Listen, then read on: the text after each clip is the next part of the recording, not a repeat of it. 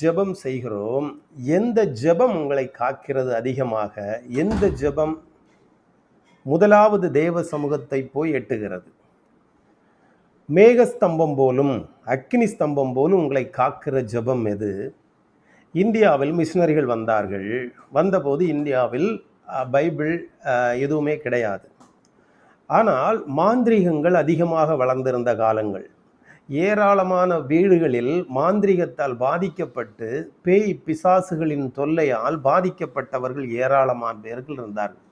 அப்பொழுது மிஷனரிகள் அவர்களிடத்தில் ஒரு ஜெபத்தை ஓலை சுவடியில் எழுதி கொடுத்தார்கள்.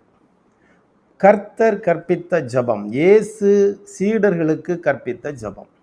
இந்த ஜெபத்தை அவர்கள் சொல்ல தொடங்கின போது எல்லாருடைய வீட்டிலும் பேய் பூதங்களெல்லாம் விலகி மக்கள் செழிப்படைய ஆரம்பித்தார்கள்.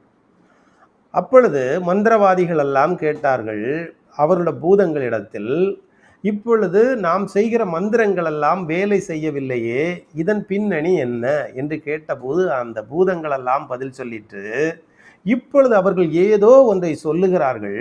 இதை சொல்லும்போது எங்களால் அந்த வீட்டிற்குள் நுழைய முடியவில்லை. அது அக்கினியாலும் ஸ்தம்பங்களாலும் காக்கப்பட்டிருக்கிறது. அக்கினி ஸ்தம்பமும் மேகஸ்தம்பமும் அந்த வீடுகளை சூழ்ந்திருக்கிறது. அதை தாண்டி எங்களால் உள்ளே போக முடியவில்லை.